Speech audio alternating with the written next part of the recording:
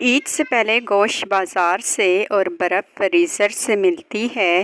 عید کے بعد گوشت فریزر سے اور برف بازار سے ملتی ہے، بس وقت کی بات ہے۔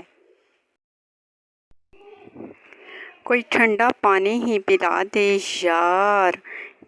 اگر آپ بھی ٹھنڈا پانی پینے کے لیے ترس رہے ہو تو کمنٹ میں ضرور بتانا۔ امی کا بس نہیں چل رہا کہ گوشت والی چائے بھی بنا دیں۔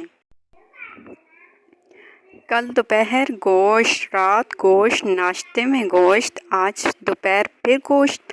اگر کسی نے دال پکائی ہو تو ایک پلیٹ بھیج دیجیے گا پلیز۔